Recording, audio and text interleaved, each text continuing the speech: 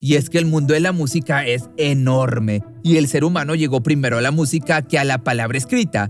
La música es algo completamente humano, una de las grandes cosas que nos define como seres inteligentes y sensibles.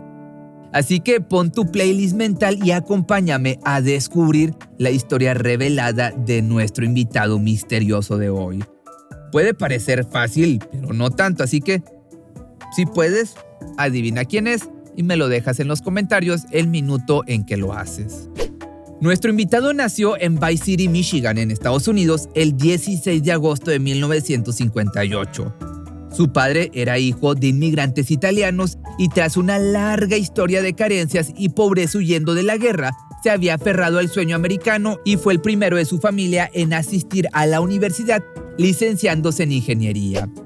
Su madre en aquel año del 58 trabajaba como técnica de rayos X y años atrás había sido bailarina, pero no compartía las raíces italianas de su esposo, sino que tenía ascendencia franco-canadiense. La pareja se había casado en el año del 55 y se habían mudado a Pontiac, Michigan, para poder estar cerca del lugar donde trabajaba el jefe de familia como ingeniero de defensa. Sin embargo, esta persona que nos trae hoy aquí nació 3 años más tarde, como decíamos, en Bay City, pero por casualidad fue durante una visita de la familia al lugar. Fue el tercer hijo de un total de 6 hermanos. Uno podría esperar que en una familia de ascendencia italiana, como lo era por parte del padre, la fe católica ocuparía un lugar muy importante y de hecho así fue, pero no gracias al ingeniero, sino a su esposa. No se trataba solo de que fueran católicos, la mujer era, según declararía después nuestro personaje, una auténtica fanática religiosa. Recuerda que toda su infancia transcurrió rodeada de sacerdotes y monjas dentro de la casa y los elementos religiosos, los rituales y el altar católico en el que toda la familia rezaba cada día quedarían profundamente grabados en su memoria. Algo más adelante se haría evidente en su carrera y le traería tanta fama como a la vez críticas. Pero todo esto ocurrió durante sus primeros años de vida, ya que su madre fue diagnosticada con cáncer de mama cuando estaba embarazada de la que sería su última hija. El tratamiento contra el cáncer no pudo realizarse hasta que naciera el bebé y esto fue fatal. El 1 de diciembre del año de 1963, lamentablemente su madre perdió la batalla con tan solo 30 años. Nuestro enigma de hoy solo tenía 5 años. Pero estos primeros años dejarían una profunda marca. Este hecho le afectó tanto como la intensa educación religiosa. Durante toda su vida recordaría la fragilidad y el comportamiento pasivo de su madre durante sus últimos días. También encontró en esto la explicación para sus actitudes desafiantes y polémicas, ya que decía que, por ejemplo, una de las funciones de las madres es enseñarles modales a sus hijos, y que nunca tuvo la presión de obedecer ninguna de esas reglas. Sin embargo, una nueva figura llegaría a su vida y no sería precisamente bienvenida. Hablamos, pues sí, de su madrastra, Joan Gustafson, pero esta mujer había conocido entonces a su padre mientras trabajaba como empleada de la familia. Según recordaría, no cumplía con sus obligaciones de forma muy cuidadosa y a menudo obligaba a nuestro invitado a cuidar de sus hermanos más pequeños, para poder desentenderse de sus obligaciones. Entonces, cuando John comenzó una relación sentimental con su padre, sintió crecer el rencor y la necesidad de romper con su vida anterior. Entonces renegó de su educación tradicional y comenzó a vestirse de manera provocativa y a visitar clubes nocturnos gays clandestinos.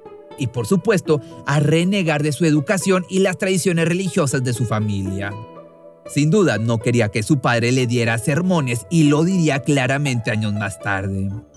A pesar entonces de su rebeldía, tenía una personalidad con una gran inclinación al perfeccionismo y sentía que el destino le debía grandes cosas, pero sabía que no llegarían solas y se esforzó desde el primer momento.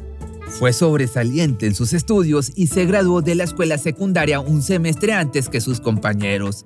Luego, en 1976, llamó la atención de la Universidad de Michigan, de lo que le dio una beca completa para completar, vaya la redundancia, sus estudios de danza. En 1977, cuando estaba en la universidad, estuvo 6 semanas estudiando en el Alvin Ailey American Dance Theater en la ciudad de Nueva York. En 1978, después de solo 2 años de la universidad, decidió abandonar sus estudios para mudarse a Nueva York y continuar con su carrera de danza. Una vez ahí realizó varios trabajos ocasionales para poder pagar sus gastos.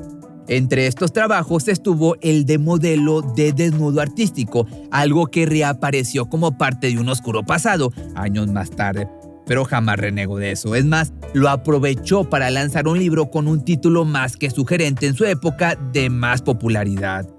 En 1979 comenzaría a salir con Dan Gilroy, fundador de una banda de pop-punk llamada Breakfast Club. Fue él quien la presentó al director de una revista en París y viajó a Francia por un tiempo para trabajar como corista. Acababa de encontrar algo que realmente le gustaba en ese momento, que era cantar y a la vez actuar. Luego regresó en 1980 a los Estados Unidos y se unió a Breakfast Club como baterista. Pasó por varias bandas más y contrató al manager Camille Barbone con el firme propósito de hacerse un lugar en el mundo de la música, que para ese entonces estaba totalmente dominado por hombres. Poco después consiguió un contrato discográfico con Sire Records y logró convencerlos de que produjeran su primer álbum de larga duración en el año del 83. Fue en ese momento una verdadera revolución. En pocas semanas su imagen absolutamente novedosa y controversial fue el modelo a seguir para miles de adolescentes norteamericanas. De un día para el otro, se pusieron de moda las medias de red, los guantes sin dedo, la lencería exhibida sin ningún pudor y la joyería con motivos religiosos. A su vez, en el año del 84, tuvo una aparición en el American Bandstand de Dick Clark y en un arrebato entonces de entusiasmo no tuvo reparos en decirle al anfitrión que su verdadera ambición era gobernar el mundo. Y es que había lanzado a la cara del mundo una imagen que no todos querían ver en los 80s. El de una mujer sin inhibiciones, con una ambición desmedida y dispuesta a llevar adelante su idea del arte y de la música sin pedir disculpas ni darle explicaciones a nadie. En 1985 decidió todavía ir más allá y protagonizó su primer largometraje, Buscando desesperadamente a Susan. Y también tendría 2 de sus mayores éxitos musicales. En realidad, 2 de los mayores éxitos musicales de todos los tiempos. Y en esos 2 títulos podría resumirse su verdadero y definitivo manifiesto estético, Like a Virgin y Material Girl. Y sí, por si no lo estabas ya sospechando, estamos hablando o te estoy platicando de la inigualable Madonna Louise Cohn. Para 1985, la nueva diva del pop parecía decidida a romper con todo lo establecido y no dudó en aparecer sin ropa para varias revistas eróticas.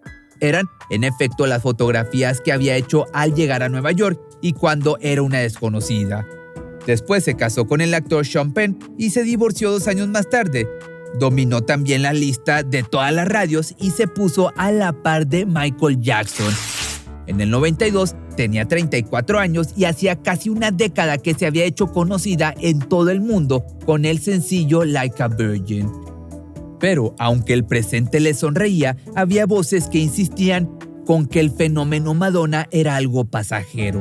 A pesar de que estaba en las pantallas y en las revistas cada día del año, era evidente que no la conocían entonces. Y la década recién terminada de los 80 todavía era la vara con que se medía el espectáculo, pero Madonna tenía pensado cambiar eso y la única forma de hacerlo era con un escándalo. Al día siguiente del lanzamiento de su 5º álbum, Erótica, salió a la venta con una explosiva campaña publicitaria, su libro Sex. Fue un salto gigante hacia adelante en el camino de la liberación sexual. No se trataba, como dijeron, de un libro gratuitamente obsceno. Había sumisión, masoquismo, pero todo en una producción estética cuidada, un verdadero libro objeto.